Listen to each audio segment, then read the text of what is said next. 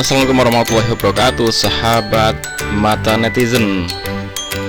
Oke, sahabat semuanya, pada kesempatan kali ini kita akan menyimak tentang proses pembuatan sistem koplingnya. Nah, kopling seperti ini ya. Nah, ini adalah sistem kopling dan transmisi, di mana ini adalah sistem koplingnya ya. Kemudian yang sebelah sini adalah sistem transmisi atau pemindahan giginya ya. Kita tentu penasaran ini sebagai pecinta otomotif, alat ini gimana untuk membuatnya, dibuatnya seperti apa, di mana, dan kalau Indonesia ingin bikin mobil ya perlu bisa bikin, kecuali sekarang yang sudah model matic ya. Nah, tapi sistem kopling ini sangat penting untuk kendaraan.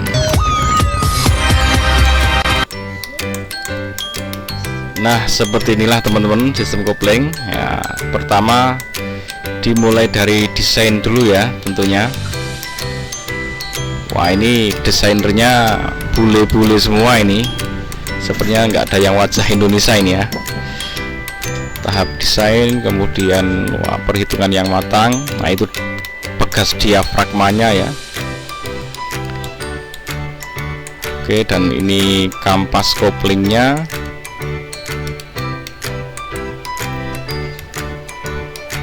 Nah, itu ada pegas atau per untuk peredam kejutnya ya. Nah, ini saat dia melakukan perpindahan itu kan berputar. Nah, ini pegas diafragmanya. Agar berputarnya itu lembut, maka diberikan pegas tadi. Production. Nah, ini proses pembuatan pegas diafragma. Kemudian ini proses penempelan kampas koplingnya ya. Oh, ini bagian oke. Ya, ini proses secara singkat ya, tidak terlalu detail dalam proses pembuatannya, tapi lumayanlah cukup untuk membuat wawasan kita bahwa itulah sistem kopling dan sistem pembuatannya seperti itu. Dan ini sampai saat ini terus diproduksi ya, untuk kendaraan-kendaraan yang masih berjalan saat ini. Selalu akan butuh perbaikan ya, perawatan. Komponen-komponen ini seiring waktu pasti akan mengalami kerusakan, yaitu bagian pegasnya ini rusak, kemudian pegas diafragmanya juga bisa mengalami keausan ya. Kemudian yang pasti itu bagian kampasnya itu menipis. Jadi ini adalah komponen yang habis pakai, komponen yang pasti diganti ya. Sehingga kalau kendaraan kok rusak kampas koplingnya, itu bukan berarti kendaraannya rusak. Itu adalah bagian komponen yang membutuhkan perawatan wajib berkala dalam pemakaian jangka tertentu. Gesekan sudah sekian kali, itu pasti akan aus. Jadi kerusakan pada bagian ini masuk kategori perawatan, bukan kerusakan kendaraan ya. Jadi kalau kalian wah ganti kopling, rusak koplingnya, rusak aja, dandan aja kendaraannya, enggak seperti itu. Jadi kalian tidak berarti mobilku rusak terus ganti-ganti terus, bukan.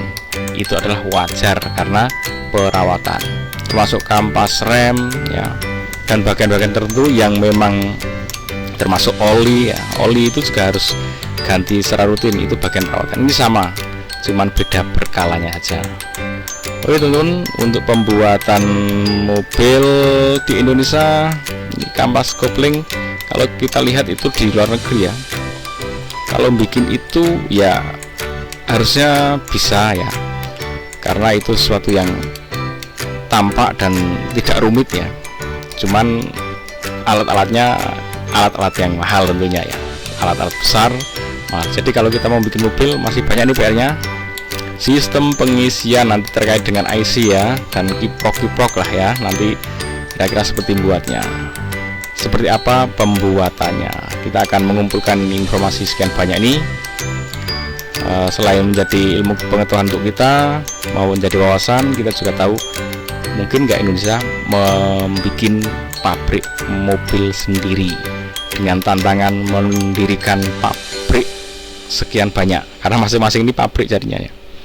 Nah, oke teman-teman, semoga bermanfaat. Ikuti terus Mata Netizen. Jangan lupa bahagia. Assalamualaikum warahmatullahi wabarakatuh.